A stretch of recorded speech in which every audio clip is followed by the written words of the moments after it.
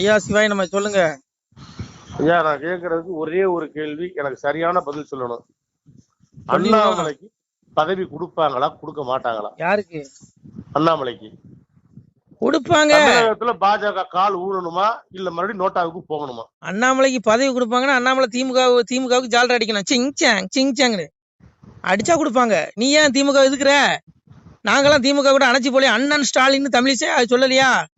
எவ்வளவு அழகா திமுக கூட உறவாடுறாங்க. அவங்களுக்கு 2 மாநில கவர்னர் பதவி கொடுக்கலையா? இலக்கணேசன் சொல்லவே வேண்டாம். மேடைக்கு மேடை திமுக புகழ்ந்திருக்காரு. பழைய வீடியோல எடுத்து பாருங்க. அப்போ அவருக்கு கவர்னர் பதவி. நம்ம ஐயா சிபிஆர் சொல்லவே வேண்டாம். சிபிஆர் துணை குடியரசு நேத்தையே மேடையில் சொல்லிட்டாரு. எனக்கு ஆளுநர் பதவி வந்ததான் முத சண்டிவிகாரங்க தான் போன் பண்ணாங்க. அது வாயிலா தான் தெரிந்து கொண்டேன்னாரு. புரிஞ்சுக்கோங்க. நீ எதுக்கு ஏன் திமுக எதுக்குற?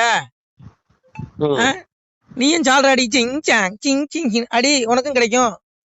தன்மான சிங்கையா, இது ஒரு பதவிக்காக வரல.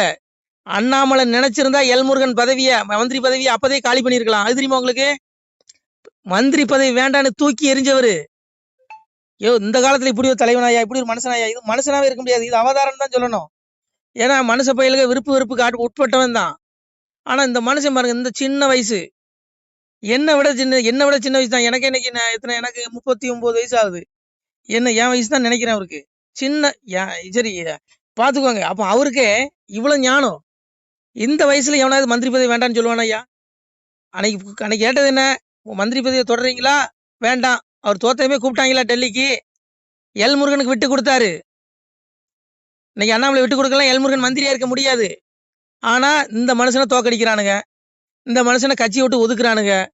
இந்த கட்சி உருப்படாதியா, வயிறுன்னு சொல்றேன். நீ அண்ணாமலை மீண்டும் தலைவராக்கனா இந்த கட்சி மீண்டும் தமிழ்நாட்டில் காலை ஊணும். இல்ல நீ வருகிற தேர்தலில் மண்ணை கவுவ. நீ ஏற்கனவே யாருக்கெல்லாம் எம்எல்ஏ சீட்டு கொடுத்து அவனுக்கு தான் நீ மீண்டும் கொடுக்க போற. அவன் எல்லாம் மண்ணை கவுவான். எவனும் ஜெயிக்க மாட்டான். எழுதி வச்சுக்கோ. இங்க பாரு, பிஜேபியில் எவனும் தியாகி கிடையாது. உண்மையான தியாகி யாரு தெரியுமா? பிஜேபி இருக்க தொண்டர்கள் மட்டும்தான். அண்ணாமலையும் சேர்த்துதான். அண்ணாமலையும் தன்னை தொண்டன்னு தான் சொல்றாரு. இவங்க தான் இந்த கட்சி வளரணும், தன்மானத்தோட சொந்த காலில் நிக்கணும்னு நினைக்கிறானே ஒழிய, ஹெச் ராஜா விட்டுருங்க, எல்முருகன் விட்டுருங்க. அவங்களும் களப்போராளிகள். அவங்களெல்லாம் ஏத்துதான் ஆகணும். அதனால அவங்களெல்லாம் நான் ஏத்துக்கிறேன். மீதி எல்லாத்தையும் எடுத்துடுங்க. எல்லாம் பதவி ஏறி பிடிச்சவனுங்க. நீ திமுக கூட வேணாலும் கூட்டணி வை, எனக்கு எம்எல்ஏ சீட்டை கொடுத்துரு, நான் ஜெயிக்கணும். இதுதான் இவனுடைய கொள்கை. எவன் கூட கூட்டணி மானங்கட்டு தான் இருக்கும். ஐயா இது என்னய்யா? மனுஷனுக்கு வேணா தன்மானம், பதவி கிடையாது. அதனாலதான் மனுஷன் பதவி. நீ ஏடிஎம்கே கூட கூட்டணி வச்சா நான் தலைவர் பதவி ராஜினாமா பண்ணுவேன்னு சொன்னாரு. சொன்னதை செஞ்சாரா? எவனாவது செய்வானாயா? பதவி வெறி பிடிச்சவன் எவனாவது செய்வானா? செய்ய மாட்டான். ஆனா இவருக்கு பதவிங்கிற ஆசையே கிடையாது. ஒண்ணு எழுதி வச்சுக்கோங்க. எல்முருகன் என்னத்தையா சாதிச்சிட்டாரு? எல்முருகன் அப்படியே அந்த மந்திரியானவனே அப்படியே தூக்கி நட்டிடுவாரு, கீழே அப்படியே திமுக பந்தாடிடுவாரு. நாங்க ஒண்ணுங்க எங்க இருக்காருன்னே தெரியல. நீ ஹெச்ராஜாவை கொடுத்துருக்கலாம் அந்த பதவியை, பேராசிரியர் சீனிவாசன் கொடுத்துருக்கலாம். அதனால புரிஞ்சுக்கோங்க. இங்க உண்மையா உழைக்கிறவங்களுக்கு பதவி கொடுக்க மாட்டானுங்க. நீ கத்திட்டே சாகு கடைசி வரைக்கும். தொண்டர்கள் பாருங்க, இவனுங்க எப்படி தெரியுமா? இங்க இருங்க, மேடைக்கு மேடை எலியும் பூனை மாதிரி சண்டை போடுவானுங்க. கீரியும் பாம்பு மாதிரி கொத்திக்கானுங்க மேடையில பேசும்போது. ஆனா மேடை விட்டு கீழே இறங்கினதுமே அண்ணன் ஸ்டாலின் அம்மா சொல்லும். அப்புறம் இவங்கள சொல்லவே வேண்டாம். அப்புறம் ஒண்ணு புரிஞ்சுக்கிடுங்க ஐயா. எந்த கட்சி ஆகட்டுமே, தலைவர்கள் எல்லாமே மேல்மட்டத்தில் இருக்கவன் எல்லாமே பதவி ஆசைப்படிச்சான் திரிவான். இவனுக்கு எந்த கட்சியும் பகைக்க மாட்டான். மேலோட்டமா பேசுவான், ஒட்டிக்குவான். ஆனா தொண்டர்கள் மட்டும் கொம்பு சீவி விடுவான். பிஜேபி தொண்டர்களும் திமுக தொண்டர்களும் அடிச்சுட்டு சாகணும். எப்படி? இவனுடைய திட்டம் தானே. நான் அதை தான் சொல்றேன். நீ சிவனுக்கு தொண்டனாரியா? இந்த பயிலுக்கு மலஞ்சலம் கழிக்கிற மனுஷ பயிலுக்கு பின்னாடி போவாதங்கிறேன். உலகத்துக்கே அப்ப சிவபெருமானி அவனுக்கு தொண்டனாரு. தொண்டர்தம் பெருமையே என்னவும் பெரிதாகுமேனா? சிவனுக்குள்ள நீ தொண்டரானா, நீ அடியாரானா, நீ மோட்ச வீடு அடையலாம். இந்த விடுதலை, இந்த இறப்புங்கிறது பிறப்புங்கிற துன்பத்திலிருந்து விடுபட்டு மோட்சம் கிடைக்கும். அதை விட்டுட்டு இங்க பாருங்க, இங்க எவனுமே பரமாத்மா கிடையாது, எவனும் தியாகி கிடையாது. நீங்க சொல்ற மாதிரி இவங்க மத்தியில வாழ்றதுக்கு போய் சேர்றதே மேல். அதனால ஒண்ணு புரிஞ்சுக்கிடுங்கய்யா, இந்த காலம் மோசமான காலம். இது இப்படிதான் இருக்கும். எவனையும் தண்டிக்க முடியாது. நீ பாருங்க, 15 ஆண்டு காலம் ஆச்சு மோடி ஆட்சிக்கு வந்து என்னத்தை பண்ணிட்டாரு? எல்லா தொண்டர்களும் என்ன நினைச்சான்? ஐயோ இவர் வந்த உடனே அப்படியே திமுக பந்தாடிடுவாரு, அப்படியே தாண்டம் ஆடிடுவாருன்னா என்னாச்சு? ஆராசா பேசாத பேச்சா மோடிய, கனிமொழி பேசாத பேச்சா? அப்படி அவங்க பேசும்பொழுது பாஜக தொண்டர்களின் ரத்தம் கொதிக்குது. ஆனா பெரிய பெரிய தலைவர் பதவி வாங்கி வச்சிருக்கான் பாருங்க. இவன் எவனாவது திருப்பி பேசவானா? பேச மாட்டான். அதனால ஐயா ஒண்ணு புரிஞ்சுக்கோங்க ஐயா. இங்க பாருங்க, இங்க எல்லாம் பதவிக்காக தான் இருக்கான். கமலாலயத்துல குரூப் பாருங்க, அவன் எந்திரிச்சு போகும்போது சேர் உட்காந்துக்கு நாற்காலியும் பின்னாடி ஒட்டிட்டு போவோம். எல்லாம் பவிக்கால் போட்டு ஒட்டி வச்சிருக்கான். அவன் பதவி காப்பாத்திக்கணும், நல்லா இருக்கணும், அவ்வளவுதான். எவனுக்குமே இந்த கட்சி வழக்குன்னு என்ன இல்லை. அண்ணாமலையோ அண்ணாமலை பாஜக தொண்டர்கள் 1-2 பேர் இருக்காங்க. இவங்களை தவிர எவனுக்குமே அந்த எண்ணம் இல்லைங்க. அதனால இங்க பாருங்க, சாமி வர வேண்டிய காலம் நெருங்கிருச்சு. அண்ணாமலை வந்து நான் சொல்ற மாதிரி அண்ணாமலை ஒருவேளை பரமாத்மாவுடைய அவதாரமா இருக்கலாம். எங்க ஐயா யோகி அவதாரம். ஒருவேளை ஒரு தூதனா கூட இருக்கலாம். ஏன்னா அந்த கலியுகம் அழிஞ்சு தர்மயுகம் வரக்கூடிய நாள் நெருங்கிட்டு. ஏன்னா கலியுகம் அழியும் போது இது போல சம்பவம் சம்பவிக்கிறாரு. ஆட்சியாளர்கள் ஊழல் பண்ணுவான். சாமி தான் சொன்னாரு, பாசாங்கு மந்திரியும் பாவிகளாய் கூசாமல். சாமி சொல்றாரு, நாடு தண்ணியில் ராஜாக்கள் பாவிகளாய் வந்து பாசாங்கு மந்திரியும் பாவிகளாய் கூசாமல் பெண்ணாலும் பொன்னாலும் மண்ணாலும் பேசி நிலக்கரையில் நித்த முடிவார்னா. முன்னோர்கள் உண்டு பண்ணி வைத்த சிவ உட்பொருளை தேடாது கண்டதெல்லாம் தெய்வமான கை எடுப்பாருன்னா சாமி சொன்னான். ஆட்சியாளர்கள் ஒழுக்கம் இல்லாம போயிருவான். மேடைக்கு மேடை மந்திரி பாசாங்கு பண்ணுவான். உங்களுக்கு நாங்க அதை செஞ்சிருவோம் இதை செஞ்சிருவோம் பொய் புரட்டு பேசுவான்னா. எம்பெருமான் சொன்னது நடக்கா இல்லையா? கலியுகம் அழிஞ்சு போகுது. அழியுற நாள் இதெல்லாம் நடக்குது. அண்ணாமலை என்ன பிரதம மந்திரியா இல்ல உள்துறை அமைச்சர் அவங்க மீது நடவடிக்கை எடுக்கிறதுக்கு? அவரு என்ன பாவம், ஒரு அறிக்கை தான் விட முடியும். அதனால அங்க புரிஞ்சுக்கோங்க, பாரு தர்மயுகம் வரப்போகுது. எங்க அப்பன் பரம்பொருள் எந்த ரூபத்துல வேணாலும் இந்த பூமியில அவதரிச்சிருப்பான். நான் சொல்லல, இறைவனை எம்பெருமானை சொல்றான். மாயனோ அன்னைக்கு கலியனுக்கு சாமி சொன்ன புத்தி, மாயனோ உபாயத்தாலே மனுவது போலே ஆகி ஆயனர் குலமும் தோன்றி அவனியில் இருப்பான் கண்டீர். மாயத்தை அறியா நீயும் ஆளவே போக வேண்டாம், நியாயமாய் உரைத்தேன் ஐயா நம்முட அரசு கேட்கும். அன்னைக்கு எம்பெருமான் இறைவன் ஒரு சொரூபம் எடுத்து மனு சொரூபம் எடுத்து கலியனுக்கு புத்தி சொல்றான். கலினீச மன்னனுக்கு இன்னைக்கு இருக்க அரசாங்கம் அந்த மந்திரி இருக்கா பாருங்க, இவங்களுக்கு அண்ணாமலை புத்தி சொல்றான். இந்த அண்ணாமலை புத்தி சொன்ன மாதிரி எனக்கு எங்க அப்பன் பரம்பொருள் கலியனுக்கு, இந்த கலியுகம் துரியனுடைய கடைசி ஆத்மா 7வது பிரிவு கலியனாக பிறந்தா அவனுடைய அரசாங்கம் தான் பூமி ஃபுல்லா நடந்துட்டு இருக்கு. அப்ப கலியனாக அவன் ஆளும்போது அவனுக்கு புத்தி சொல்றான் எங்க அப்பன் பரம்பொருள். டேய் மாயனாக இறைவன் மனுஸ்வரூபம் மனிதனுடைய ரூபத்தில் எங்கு வேண்டாமானாலும் இருந்து இந்த யுகம் ஜோதிக்க இறைவன் வந்திருப்பான். அவனுடைய மாயத்தை அறியாத நீ மாண்டு நரகத்துல போய் விழுந்து செத்துறாதான்னு உனக்கு புத்தி சொல்றான் சாமி. அவன் கேட்டானா கேட்கல. அப்போ அது போலதான் இன்னைக்கு அண்ணாமலை இந்த ஃபைல்னு வெளியிட்டு இந்த மந்திரிகளுக்கு புத்தி சொல்றாரு. டே இதெல்லாம் பாவண்டா, ஆத்ம வாழ்வுதாண்டா நிரந்தரம். இந்த பாவ முட்டை கொண்டு போய் நரகத்துல ஆத்மாவை வீழ்ச்சி அடிச்சிடாங்க, நாசமா போயிடாதீங்க, 84 லட்சம் பிறவி கொடுத்து உங்களை கொண்டு எம்பெருமான் கொள்ளுவான்னு சொல்றான். கேட்க மாட்டான். அதனால விட்டுருங்க ஐயா. அண்ணாமலை வந்து இறைவனுடைய தூதனா கூட இருக்கலாம். ஏன்னா நான் சொல்லல, கல்வி கடவுள் சரஸ்வதி அந்த தாய் வந்து தாளாற்றா. கலியுகத்துல இறைவன் எப்படி வருவானா, சாமி தாய் தாளாற்றா பாருங்க. தார தர தர தாராரு தார தர தர தாராரு உலகம் 14 ஒரு கூடைக்குள் ஒரு சொல் மொழிக்கால வந்தவரு இலகு பிரகாச சுவடு கொண்டு இளங்கும் பதியாள பிறந்தவரு வம்பு கலியுக குளமறுக்க வைந்தர் பதியாள வந்தவரு அம்புக்கணை ஒன்றும் இல்லாமலே அறுக்க வந்தாரோ கலிதனையும் கூட படைகள் துணை இல்லாமலே குறும்பை அடக்க வந்தவரோ சாடத்தலையாரி ஒன்றில்லாமல் சதைக்க வந்தாரோ கலியுகத்தை வாழும் ஆயுதம் எடுக்காமலே வதைக்க வந்தாரோ கலியுகத்தை கோளு பேய்களை கிரகங்களை கொல்ல வரம்பற்ற நாரணனோ காணா கருவான குருமூலமோ கர்த்தன் கர்த்தாதி கடவுள்தானோ தார தர தர தாராரோ தார தர தர தாராரோ. அன்னை கலைவாணி பாடுறா. தாய் கல்வி கடவுள் தாய் சொல்ற இறைவன் எப்படி வருவானா கலியுகத்துல?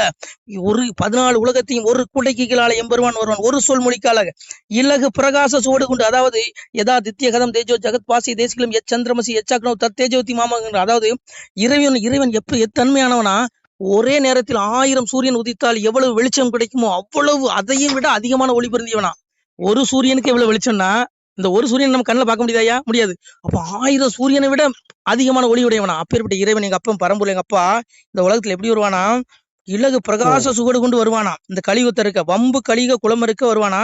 அம்புக்கணை ஒன்னும் எடுத்துட்டு வர மாட்டான். ஏன்னா இவனு புழுப்பூச்சி, இவனுல கொள்றதுக்கு இந்த நீச குளம், இந்த படுபாவிகள், இந்த மாதிரி ஊழல் பண்ற பாருங்க, இந்த பெருச்சாளிகள், இந்த ரவுடிப்பைய, இந்த காட்டு மிராண்டிகள், இவனுகள் எல்லாம் அழிக்கிறதுக்கு எங்க அப்பன் சொல்ற பாருங்க அம்புக்கணை. எங்க அம்மா சொல்ற அம்புக்கணை ஒன்னையும் கொண்டு வர மாட்டான். ஏன்னா இவன் புழுப்பூச்சி, இவனை நசுக்கிறதுக்கு எதுக்கடா அம்புக்கணைங்கிறா.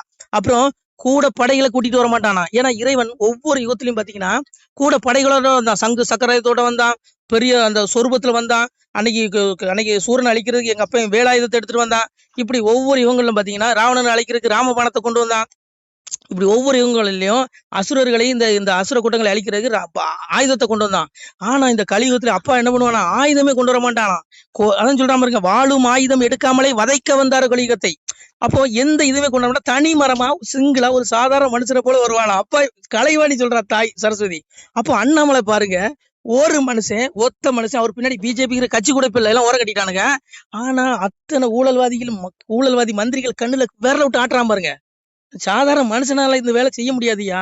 ஒரு பரபிரம்மம் அண்ணாமலை சாதாரண மனுஷனா இருந்தாலும் கூட எங்க அப்பன் பரமாத்மா, எங்க அப்பன் அவனுக்குள்ள இருந்து வேலை செய்யறான், அண்ணாமலைக்குள்ள இருந்து இந்த வேலை செய்யறான்.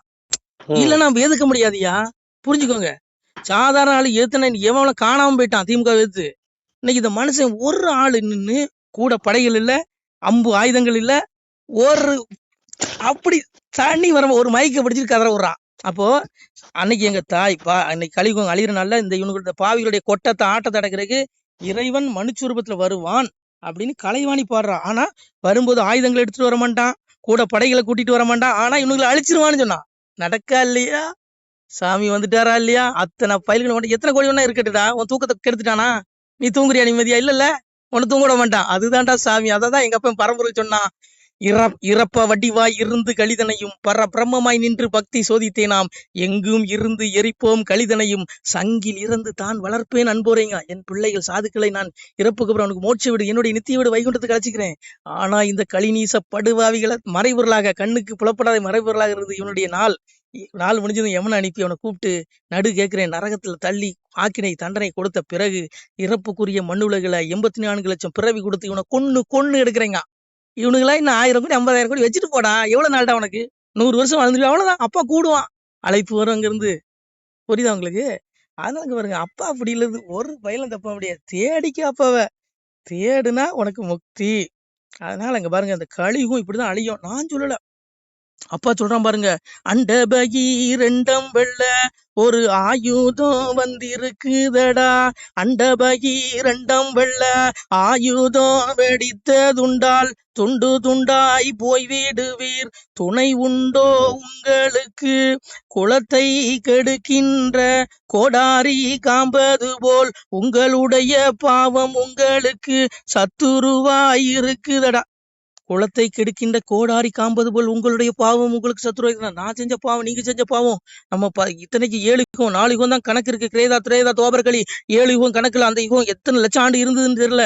அத்தனை லட்சம் ஆண்டுகள் நம்ம பிறந்திருக்கோம், பிறந்து செத்துருக்கோம். அந்த யுகங்களில் நம்ம முக்தி அடையல. அதனால அந்த யுகங்களில் பிறந்த கர்மவினை அனுபவிப்பதற்காக இன்னைக்கு அணு ஆயுதம் கண்டுபிடிச்சு வச்சிருக்கான் பாருங்க. அண்டபகி 2 வெள்ள ஆயுதம் வெடித்ததுண்டால் துண்டு துண்டாய் போயிடுங்க. அன்னைக்கு அணு ஆயுதம் ரஷ்யா பண்றான், அமெரிக்கா பண்ண போறான். இது எல்லாம் யாரு? இந்த ஆயுதம் அப்பா நீ செஞ்ச பாவடா. இப்படி நீ மரணித்தால் நீ செய்த பாவங்கிறான். குளத்தை கெடுக்கின்ற கோடாரி காம்பது போல் உங்களுடைய பாவம் உங்களுக்கு சத்துருவா இருக்குதான். துண்டு துண்டா போவீங்க, நீ துண்டு துண்டா போயிருவீங்க. நடக்க இல்லையா? அதான் சொன்னான், கண்ணுக்குள் மணியையான காரண குருவேனியான விண்ணுக்குள் எவர்க்கும் யான வெளிச்சுடர் ஆனமூர்த்தி ஒண்ணுக்குள் ஒன்றாகி உலகம் ஈரல் அனைத்தும் காக்கும் அணுவுக்கும் கடந்த ஜோதி அறிவுளும் அறியாதேங்கிறான். இந்த உலகத்தை அளிக்கிற அணு ஆயுதமும் அவன் தான், சிவபெருமான் தான், எங்க அப்பன் தான். அதனால அங்க பாருங்க, உடல் அழிஞ்சிரும், எவனாலையும் காப்பாற்ற முடியாது இந்த உடலை. ஆனா ஆத்மா உலகமே அழிஞ்சாலும் அழியாது. எந்த அணு ஆயுதத்திலும் ஆத்மா அழிக்க முடியாது. அந்த ஆத்மா அப்பாவுடைய வீட்டுக்கு போன மோட்சத்தை தேடிக்கிங்க. இல்லைன்னா 84 லட்சம் பிறவி புழு விலங்கு பறவை எடுத்து சாவுவீங்க. நான் சொல்ல, அப்பா சொல்றான். நமசிவாய. திருச்சிட்டம்பலம். சிவாய நம. திருச்சிட்டம்பலம், தில்லையம்பலம், பொன்னம்பலம். சிவாய நம. உறவுகளே, சிவ அன்பர்களே, தற்போது தாங்கள் இந்த வீடியோவில் பார்க்கக்கூடிய இடத்துல ஒரு சிவாலய திருப்பணி ஒன்று நடந்து கொண்டிருக்கிறது. இந்த இடத்துல பார்த்தீங்கன்னா, முன்பு ஒரு காலத்தில் ஒரு சிவாலயம் இருந்திருக்குது. அதாவது இந்த ஏரியா இப்போ ஒரு தென்னை மரங்கள் பனை மரங்கள் சூழ்ந்த காடாக இருக்கிறது. முன்பொரு காலத்தில் இங்கே ஒரு ஊர் இருந்ததாக சொல்கிறாங்க. ஆனால் இப்போது சுற்று வட்டாரத்தில் 5 கிலோமீட்டர் சுற்றுலா ஊரே கிடையாது, காடு. இப்போ இந்த இடத்துல ஒரு சிவாலயம் அமையிருக்கிறது. இந்த சிவாலயத்தில் இருந்த அந்த சாமியுடைய திருமேனியை எடுத்து வச்சிட்டோம். திருப்பணி முடிஞ்சதுக்கப்புறம் பிரதிஷ்டை பண்ண இருக்கிற உறவுகளே, தற்போது இந்த வீடியோ பார்க்கக்கூடிய உறவுகள் தங்களால் முடிந்தால் ஒரு சின்ன உதவி செஞ்சு கொடுங்க. எங்கள் இடத்துல பொருளாதாரம் இல்லை. அதனால் பார்த்திங்கன்னா அந்த வேலையெல்லாம் அப்படியே நின்று போச்சு. பாருங்கள், இந்த அப்படியே பாதியிலே நிற்கிது இந்த சிவாலய திருப்பணி. பக்த கோடிகள், அன்பு உள்ளங்கள், தயவுசெய்து நீங்கள் உதவி செய்ய விருப்பமுள்ள உறவுகள் உதவுங்க. உங்களுக்கு கோடி புண்ணியம் கிடைக்கும். இந்த சாமியோடைய அருள் அனுகிரகம் உங்களுக்கு கண்டிப்பாக கிடைக்கும். இது ஒரு புகழ்பெற்ற சிவாலயம் கூட சொல்லலாம். சாமியோட திருமேனியை எடுத்து வச்சிட்டோம். இந்த இடத்துல பார்த்தீங்கன்னா ஒரு வாசி தண்டம் இருக்குது. அந்த காலத்தில் ஒரு முனிவர் யாரோ தவம் செஞ்சுருக்காங்க. அவங்களுடைய வாசி தண்டம் அவர் திருக்கரங்களால் எழுதின ஓலைச்சுவடி கூட இன்றும் இருக்குது, இன்னும் பாதுகாக்கப்பட்டு வருது. அது கோயில் திருப்பணி முடிஞ்சதுமே அதையும் நாங்கள் அந்த வழிபாட்டுக்கு வச்சுடுவோம். இந்த சிவாலய திருப்பணி வந்து சாமி திருநாமம் வந்து முக்தீஸ்வரர் அப்படிங்கிற திருநாமத்தில் வழங்குறாரு. நெல்லை மாவட்டம் நாங்குநேரி தாலுகாவில் இந்த சிவாலயம் அமைய இருக்கிறது உறவுகளே. இந்த வீடியோ பார்க்கக்கூடியவங்க ஒரு 2 பேருக்காவது கொஞ்சம் ஷேர் பண்ணுங்கள். இந்த வீடியோ பார்க்கக்கூடிய யாராவது ஒரு சின்ன உதவி செஞ்சால் இந்த ஆலய திருப்பணி வந்து கண்டிப்பாக நாங்கள் வெற்றிகரமாக முடிச்சுடுவோம். பாருங்கள், அந்த வேலை எல்லாமே அப்படியே நிற்கிது. கல்லெல்லாம் இறக்கி போட்டிருக்கோம். இன்னும் நிறைய கற்கள் தேவைப்படுது. சுவாமியோடைய அந்த திருக்கோபுரம் பார்த்திங்கன்னா லிங்க வடிவிலே அமைக்க இருக்கிறோம். உதவுங்கள் உறவுகளே. உங்களுக்கு அப்பா சிவபெருமானுடைய அருள் நிச்சயம் கிடைக்கும். எம்பெருமான் சொல்வான், வாழுவீர் தாழ்வில்லாமல் மக்களும் கிளைகள் கொஞ்சி நாளுமே மகிழ்ச்சியை கூர்ந்து நலமுடன் வாழும்போது நீளுமே எனது செங்கோல் நீதியும் நெறிபோல் வந்து ஆளுமே உங்கள் தன்னை அன்புடன் அலையாவண்ணம். உங்களை எம்பெருமானுடைய அப்பாவுடைய திருவாசகத்தாலேயே வாழ்த்துறோம் உறவுகளே. ஆணுடன் பெண்ணும் பெற்று அதிகமாய் செல்வமாகி தானுடன் நினைவுமுற்று தர்மமும் நெறியும் கற்று வேணும் நீள் காலமெல்லாம் வெள்ளியர் உடனே வாழ்ந்து போனுதல் கமலநாதன் பொற்பதம் பெற்று வாழ்வீர்.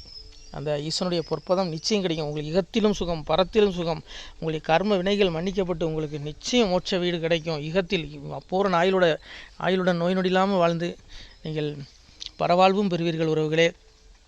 மக்களே, நீங்கள் எல்லாம் வாழ்பொன்னம் பதியிற் சென்று முக்கியமான யுகநில மதிலே தன்னால் கக்கிய பொன்கள் ஸ்வர்ணம் கைமணம் குளிர அன்னம் பொக்கிஷம் நிறைய வைத்து புகழ உண்டு இனிதாய் வாழ்வீர். இந்த இகவாழ்வும் பரவாழ்வும் உங்களுக்கு சுகப்பட அப்பன் ஈசனர்களால் வாழ்த்துகிறோம். இந்த திருப்பணிக்கு உதவி செய்ய ஒரு ஜிபே எண் சொல்கிறோம். இந்த எண்ணில் நீங்கள் உதவலாம். நீங்கள் இந்த எண்ணிலேயே நீங்கள் தொடர்பு கொள்ளலாம். ஜிபே, ஃபோன்பே, வாட்ஸ்அப் எல்லாம் இந்த நம்பர் தான். 93 85 44 31 06 93 85 44 31 06. இந்த எண்ணில் நீங்கள் உதவலாம், தொடர்பும் கொள்ளலாம். வாட்ஸ்அப்பு இந்த எண்ணு தான், ஜிபே இந்த எண்ணு தான் உறவுகளே. முடிந்தளவுக்கு 2 பேருக்காக ஷேர் பண்ணுங்கள். இந்த வீடியோ பார்க்கக்கூடிய யாராவது ஒருத்தர் சின்ன உதவி நீங்கள் வந்து பெரிய அளவில் செய்யணும் கூட, நீங்கள் ₹1 நீங்கள் தந்தாலும் மனசார வேண்டி ஏற்றுக்கிறோம் உறவுகளே. உதவுங்கள். முடிஞ்ச அளவுக்கு கொஞ்சம் ஷேர் பண்ணுங்கள். நன்றி. சிவாய நம. திருச்சிட்டம்பலம், தில்லையம்பலம், பொன்னம்பலம். உறவுகளே, நம்ம இந்த இடத்துல வாழ்ந்து மறைந்த ஒரு சித்த மகாபுருஷர் பயன்படுத்திய பல 100 ஆண்டுகளுக்கு முன்பு உள்ள வாசி தண்டம் ஒரு சித்த மகாபுருஷர் பயன்படுத்தியது. அவர் திருக்கரங்களால் எழுதிய அந்த ஓலைச்சுவடி கூட பாருங்கள், இன்னும் பாதுகாக்கப்பட்டு வருது. இந்த சிவாலயம், நம்முடைய அந்த சிவாலய திருப்பணி முடிந்ததுமே எம்பெருமான் அவர் எழுதிய அந்த சிவனை பற்றி புகழ்ந்து எழுதிய அந்த பாடல் வரிகள் இதில் இருக்குது. இந்த வாசி தண்டம் அவர் பிரதிஷ்டை செய்த அந்த லிங்க திருமேனியையும் இந்த இடத்துல நாம் இந்த ஆலயம் கட்டி நாம் பிரதிஷ்டை செய்திருக்கிறோம். அனைவரும் இந்த ஆலய பிரதிஷ்டைக்கு கண்டிப்பாக வரணும். முடிஞ்ச அளவுக்கு வீடியோ பார்க்குறவங்க உதவி பண்ணுங்கள் உறவுகளே. பொருளாதாரம் இல்லாமல் திருப்பணி நின்று போச்சு. முடிஞ்ச அளவுக்கு ஷேர் பண்ணுங்கள், உதவுங்க. நன்றி. நம சிவாய. திருச்சிட்டம்பலம், தில்லையம்பலம், பொன்னம்பலம். இந்த புண்ணியபலம் தங்களுக்கு கோடான கோடியாக வரும் உறவுகளே. நம சிவாய.